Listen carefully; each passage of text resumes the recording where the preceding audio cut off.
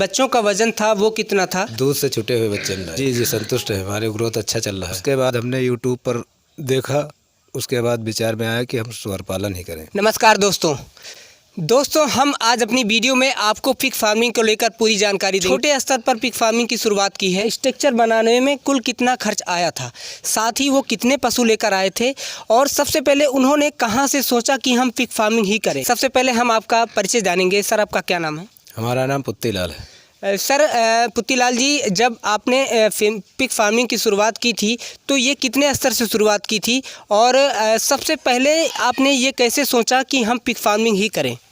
सबसे पहले हम यहाँ पर मुर्गी पालन के लिए किया था, जिसमें कुछ लोगों ने ऑब्जेक्शन कर दिया। उसके बाद हमने यूट्यूब पर देखा, उसके बाद विचार में आया कि हम सुअर पालन ही करें, तब हमने सोचा। अच्छा, ये पिग फार्मिंग की शुरुआत जब आपने की, सबसे पहले आपने इसका जो है स्ट्रक्चर बनवाया था, तो सर स्ट्रक्चर बनाने में आपका कुल कितना खर्च आया था? खर्चा लगभग 1.5 लाख रुपए के आसपास आया था। जो आपका सर स्ट्रक्चर बना है ये कुल कितनी एरिया में होगा? ये लगभग हमारा बना है 30 बाई 30 में। 30 बाई 30 में। सर, इसके साथ साथ सबसे पहले जो शुरुआत में आपने स्ट्रक्चर बनवाया करीब 1.5 लाख की लागत में, फिर इसमें कितने पशु आप शुरुआत में लेकर आए? शुरुआत में मैं लेकर आया था 13 पशु। 13 पशु आप लेकर आए। इसमें से कितने मेल थे, कितने फीमेल थे? 6 मेल थे, बाकी फीमेल थे। सर, 13 पशु जब आप लेकर आए थे, इसमें से इनका वजन कितना रहा होगा?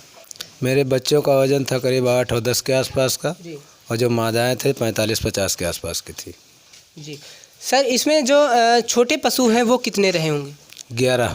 खाने पीने की व्यवस्था है, आप जो इनको फीड देते हैं या फिर चारा या होटल वेस्ट या फिर कैंटीन वेस्ट या कोई अदर चीज़ देते हैं, इसके बारे में कुछ बताएं।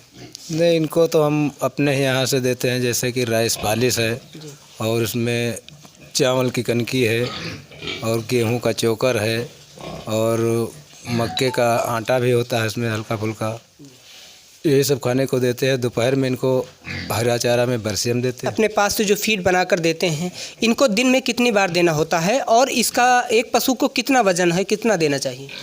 वज़न के हिसाब से इनको देना चाहिए, जैसे करीब 80 या 90 क्विंटल के आसपास के हैं तो इनको 1.5 किलो के आसपास देना चाहिए।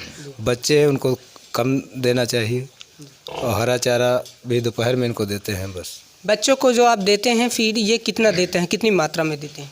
लगभग 500-600 ग्राम के आसपास। ये आज जो फीड आप बताए हैं, ये फीड आप सामग्री इकट्ठा करके अपने हाथ ही बनाते हैं या फिर कहीं से लेकर आते हैं? नहीं, अपने हाथ ही बनाते हैं।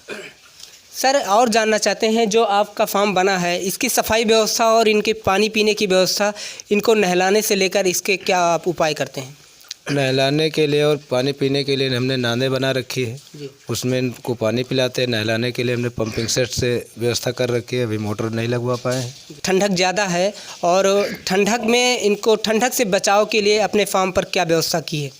चारों तरफ से हमने इसमें तिरपाल लगा रखा है और पुआल की व्यवस्था कर रखी है, ऊपर नीचे दोनों तरफ से, उसी में इनको रखते हैं। और कुछ लाइट की भी व्यवस्था हमने कर रखी है। सर, सबसे पहले हम जानना चाहते हैं, जो गांव में एक रूमर होता है, सबसे ज़्यादा लोग पिग फार्मिंग को बहुत ही उस तरीके के लोग सोच रखते हैं कि पिग फार्मिंग ना किया जाए, कोई और बिजनेस क्यों ना करें। तो सर, पिग फार्मिंग की सोच को लेकर आपकी क्या सोच है, इसके बारे में कुछ बताएं, चूँकि हमारे जो दर्शक हैं वो भी उनको कुछ संदेश पहुँचे। सर, जो पहले के जानवर थे उनको घुमाना पड़ता था इधर उधर, वो गंदगी में रहते थे। इनको गंदगी में रहना पसंद नहीं है और हम लेकर भी नहीं जाते हैं, यहीं पे रहते हैं, चारा खाते हैं, आराम से मस्त रहते हैं।